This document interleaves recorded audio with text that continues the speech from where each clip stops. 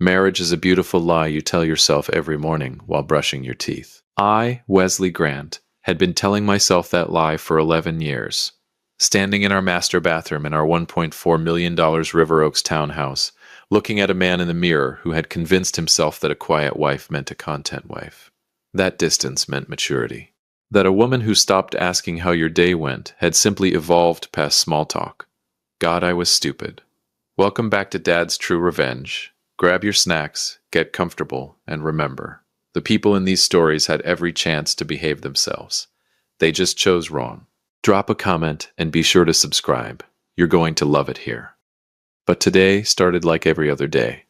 Coffee, traffic on Westheimer Road, a client call that could have been an email. I worked in commercial real estate, the kind of job that sounds impressive at dinner parties, but mostly means you spend your life on the phone arguing about square footage with men who own more shoes than sense. My office was downtown, 12 floors up, with a window that looked out over a city that never stopped moving.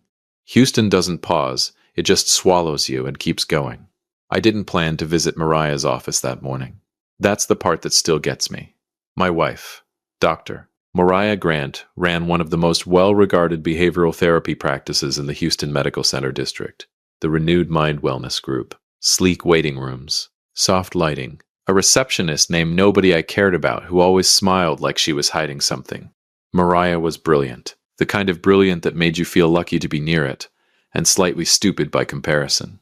She had written 2 books, been featured in Texas Monthly, and gave keynote speeches at charity galas for a nonprofit she'd founded herself. The Brighter Futures Foundation helped underprivileged children, or so everybody thought. I stopped by because I'd made a reservation at Caracol, her favorite seafood restaurant on Post Oak Boulevard, for our anniversary dinner that Saturday. I wanted to confirm she was free Thursday to pick up the dress she'd ordered. That's it. A 30-second conversation. I was going to kiss her on the cheek and be back in my car before noon. I didn't know that 30 seconds would detonate 11 years of my life. The Medical Center District was its usual controlled chaos when I parked the Tahoe on Burtner Avenue and walked the half block to her building. Glass and steel, the kind of architecture that whispers, we charge $400 an hour in here. The receptionist, Brielle, 20-something, always with the headset, looked up when I pushed through the door, and her smile did something strange. Flickered, like a light bulb deciding whether it wanted to commit. Mr. Grant, she straightened. Dr. Grant isn't expecting you. I know, I said. Surprise visit. Married people do that sometimes. She's in a session right now. A long one. It could be... She glanced at her screen. Another 40 minutes minimum. I shrugged. I'll wait at her desk. I know the way. Actually, I should probably... Brielle. I smiled. I've been here 100 times. She went quiet. That flicker again. I filed it away without knowing why. Mariah's private office sat at the end of a short hallway, past 2 therapy rooms and a small kitchen that always smelled like chamomile and ambition. I opened her door, stepped inside, and exhaled. The room smelled like her. Bergamot and something warm underneath it. Framed degrees on the walls. A mahogany desk so polished you could do surgery on it. Bookshelves that lined the entire left wall. Color-coded, because of course they were. The woman color-coded groceries. I settled into the chair across from her desk, the one her patients probably used to confess their worst secrets, and I pulled out my phone to scroll mindlessly while I waited. That's when I saw it. On the desk. Just sitting there between a legal pad and a stack of folders. A fountain pen. Dark burgundy barrel. Gold trim. The kind of thing that costs more than most people's car payments. I wouldn't have thought twice about it. Mariah collected nice pens, except for the engraving. I leaned forward. Brielle Ann Grant, my daughter's name. My hands moved before my brain gave permission. I picked it up. It was heavier than expected. Solid, substantial. The weight of something that mattered. Brielle Ann Grant, our daughter, 12 years old. Missing for 8 months. 8 months of police reports that went nowhere. 8 months of flyers on telephone poles along Shepherd Drive and Westheimer. 8 months of a grief that had settled into my bones like concrete. 8 months of sleeping next to a woman who cried at the candlelight vigils and gave television interviews and squeezed my hand in front of cameras and whispered, "We'll find her, Wes. I know we will." 8 months of that woman keeping our daughter's fountain pen on her desk like a paperweight. Something in my chest went very, very cold. I turned the pen over in my fingers. My thumb found a small seam near the clip, almost invisible, the kind of thing you'd never notice unless your hands were already shaking and looking for something to hold on to.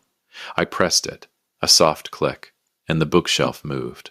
Not dramatically, not like the movies where stone grinds and dust falls from the ceiling. It just slid, smooth and hydraulic, like it had been built by someone who knew exactly what they were doing. A 4-foot gap opened between the edge of the shelf and the wall, and cool air breathed out of the darkness beyond it. I stood up so fast the chair rolled back and hit the desk. "Brielle?" My voice came out barely above a whisper. Then louder. "Brielle? Daddy." Small, hoarse, like a voice that hadn't been used for regular conversation in a very long time.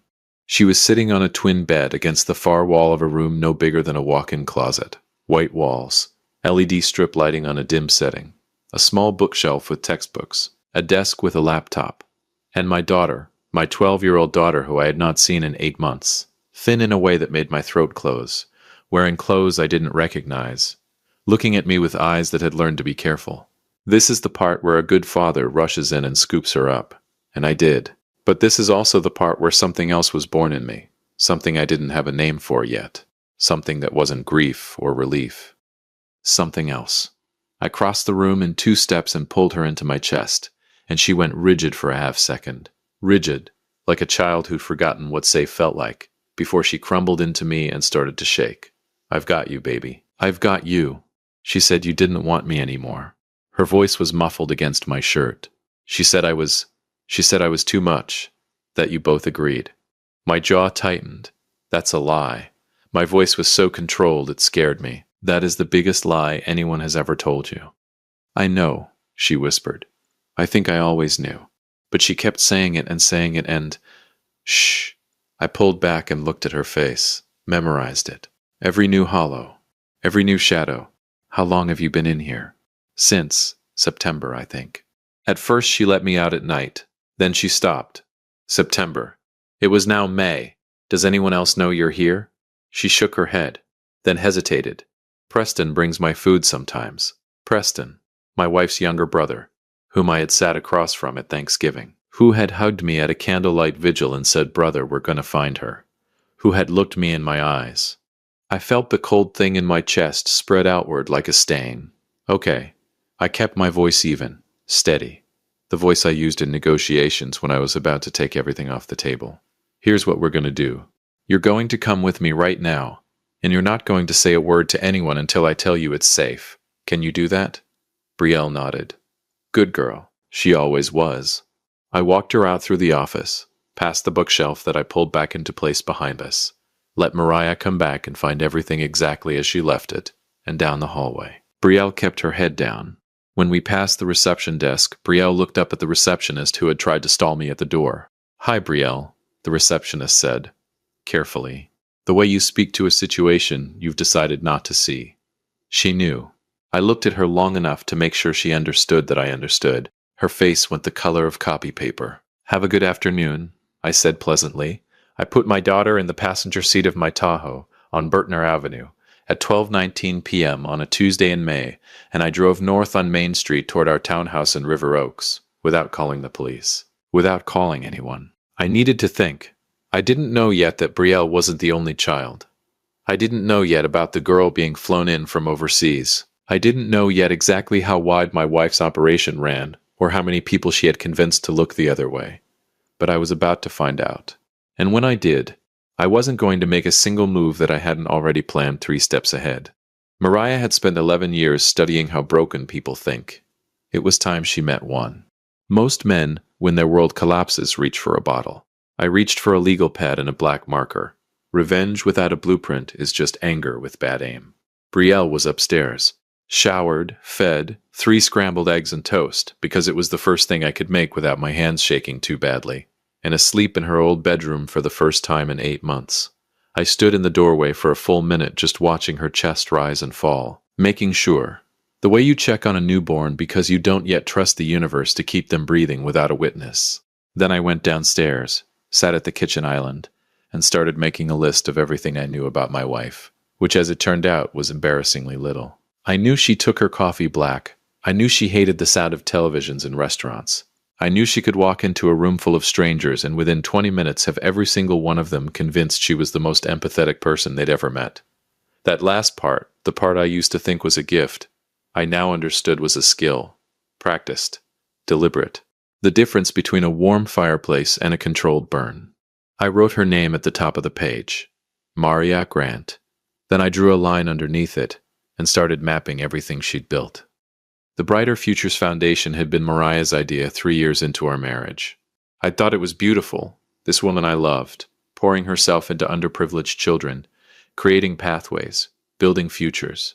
I'd written the first check myself, $50,000. Proud as a man can be.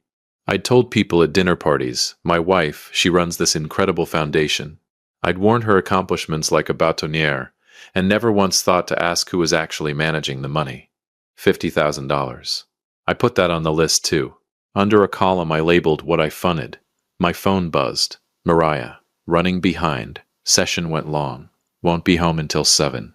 Don't wait on dinner. Love you. I stared at the message for a long time. She doesn't know I was there. She doesn't know I have betrayal. She thinks the room is still sealed and the secret is still breathing. I typed back. No problem. I'll grab something. Love you too. And I meant that last part the way you mean a door slamming, with finality and a sound that echoes. I spent the next 4 hours on my laptop. What I found in those 4 hours would have broken a lesser man, or a smarter one. I'm still not sure which category I fall into, the kind that gets destroyed by the truth, or the kind that gets focused by it. The Brighter Futures Foundation was registered as a 501(3) nonprofit in the state of Texas. Clean paperwork. Beautiful website with stock photos of smiling children, and a donation portal that had processed. I found this in a cached tax document from a nonprofit watchdog site. Just over $2.3 million in the past 4 years. The board of directors listed 3 names. Mariah, an attorney I'd met once at a gala named No One Who Mattered, and Preston Adair. Preston, my wife's brother, whose last name I had never once thought to Google. I Googled it now. Preston Adair had a consulting firm registered in Delaware.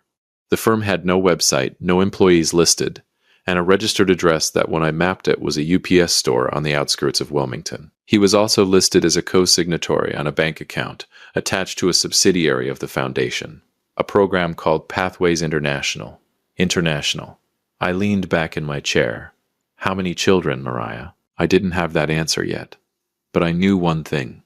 The room behind that bookshelf wasn't built for a long-term prison. It was too clean, too organized. Textbooks, a laptop, which I had brought home and now sat on the kitchen island next to my legal pad. The laptop was password protected, but I knew Mariah's patterns. She used variations of the same base password for everything.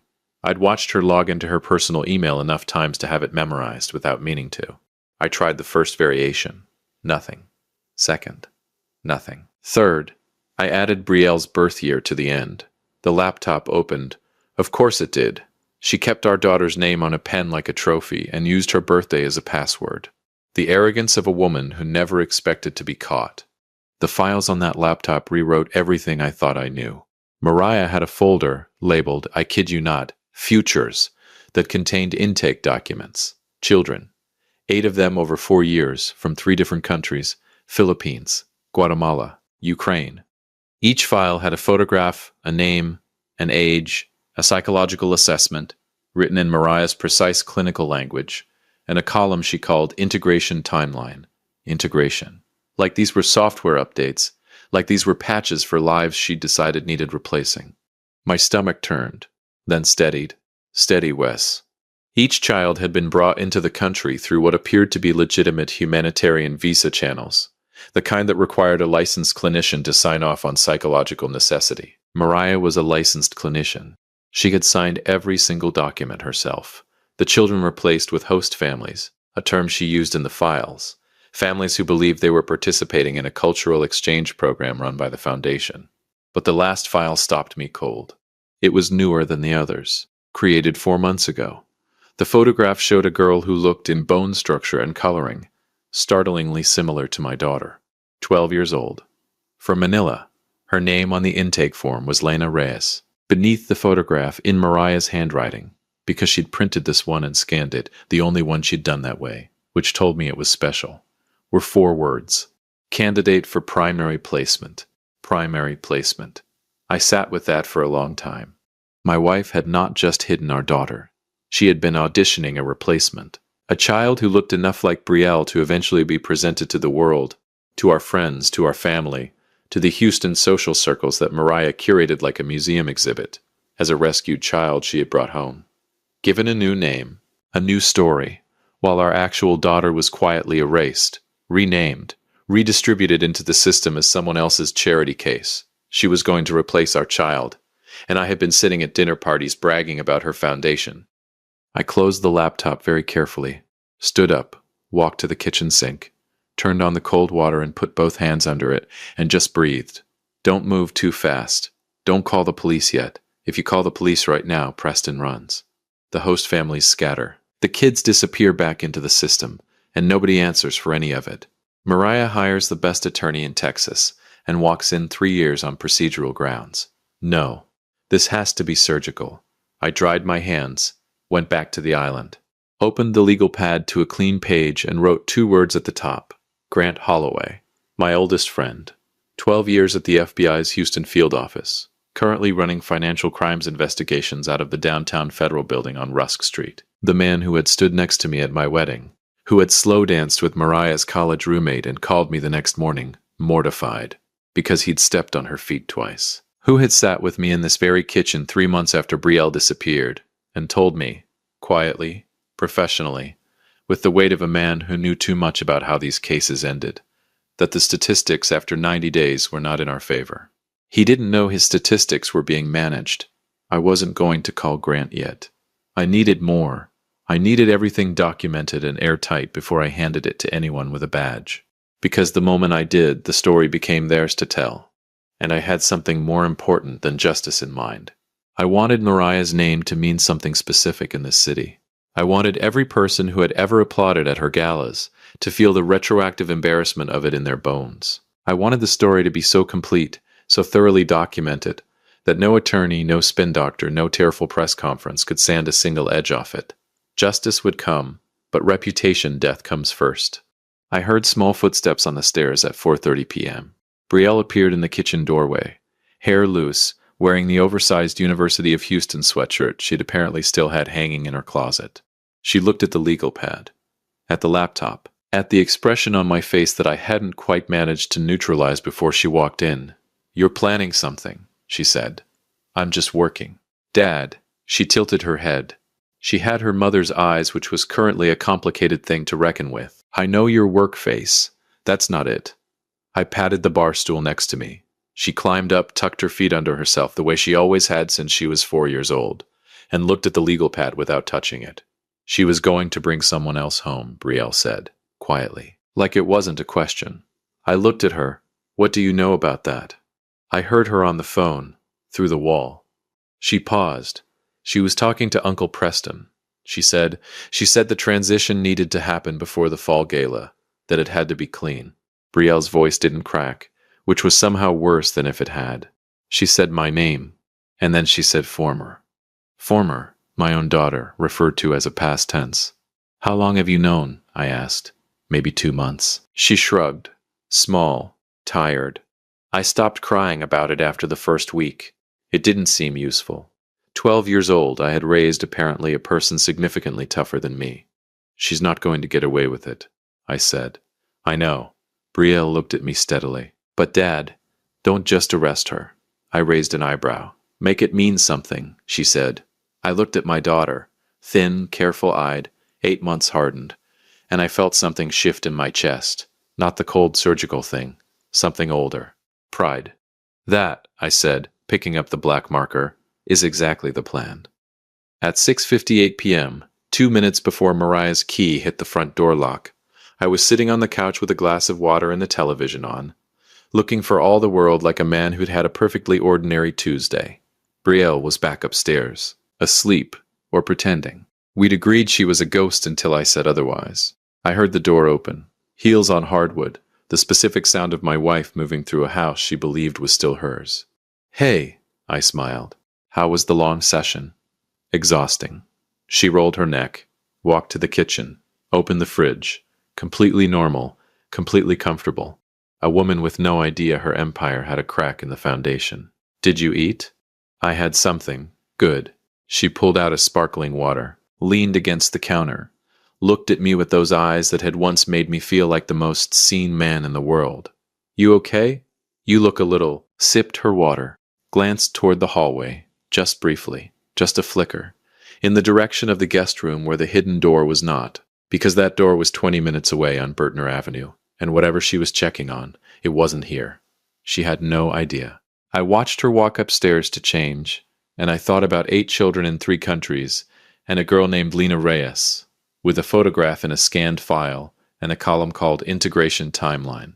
And I thought about a pen engraved with my daughter's name, sitting on a desk like a souvenir, and I smiled.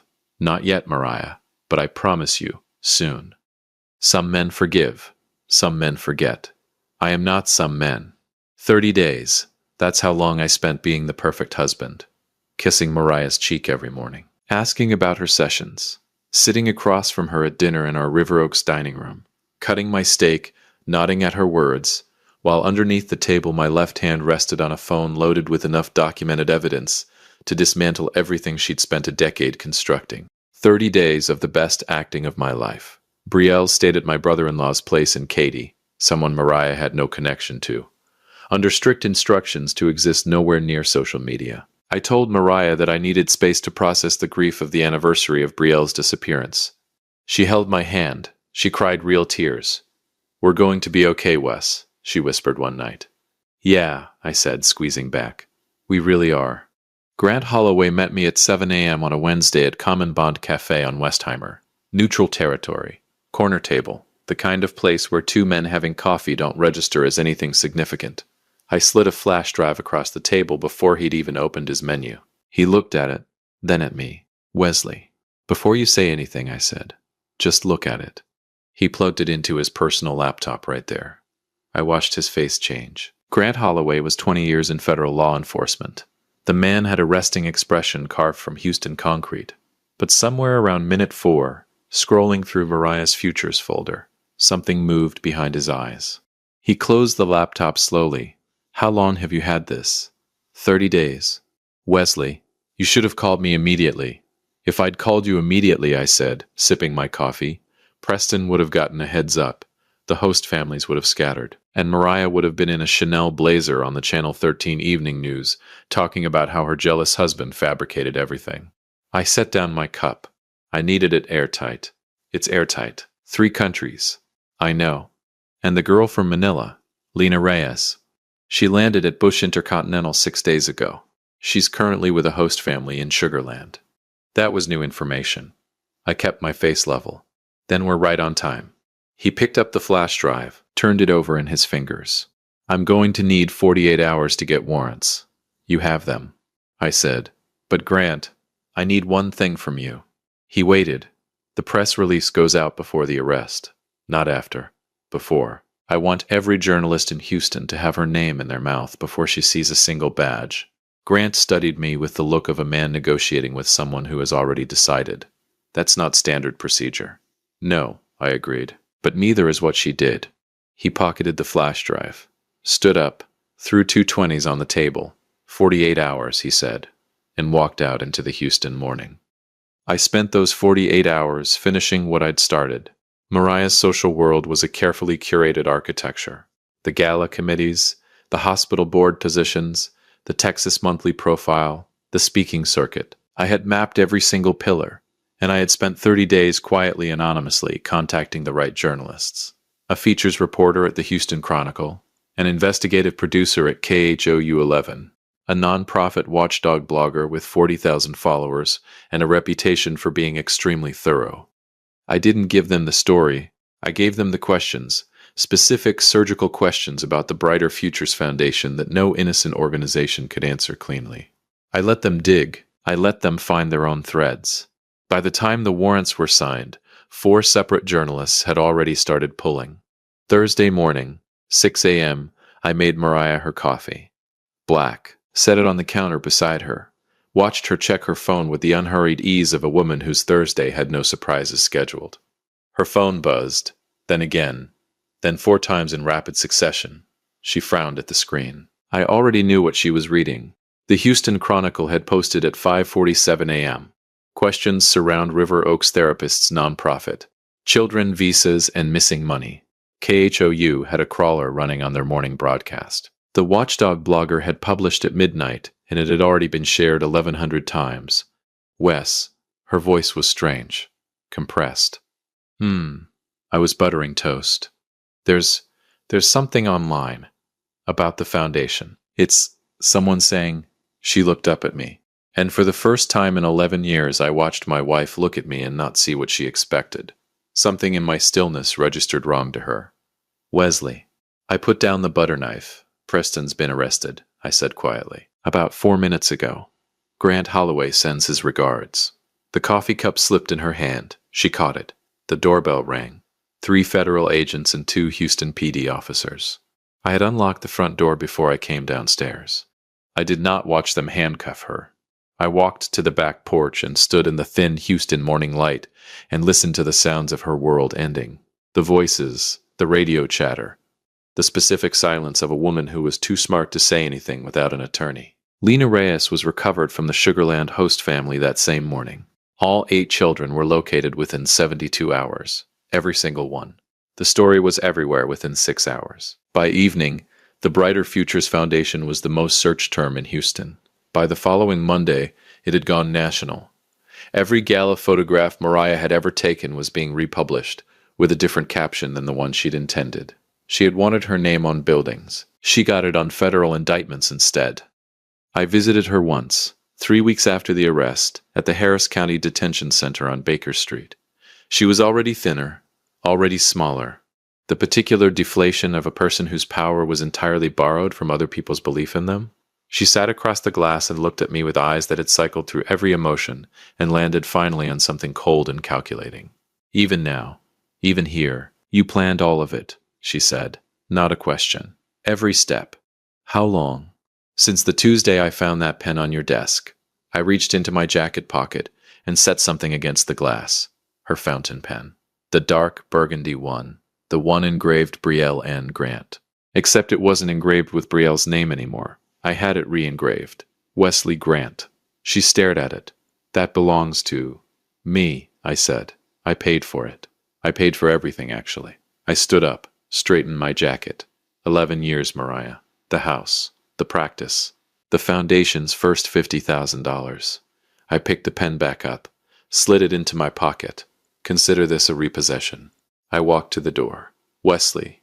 Her voice followed me. Controlled, precise, a scalpel even now. You won't be able to move on from this. You know that. You'll spend the rest of your... Brielle says hi, I said, and I let the door close behind me. She got 41 years. Preston got 22. All 8 children were reunited with their families or placed in verified protective care. Lena Reyes went home to Manila 4 months later. I know because I paid for the flight. The Houston Chronicle ran a follow-up piece 6 months after the arrest. They called me a hero. I'm not a hero. I'm just a father who found a pen. If you liked this story, join our community by hitting that like button and subscribing for more real, raw, and family-centered stories.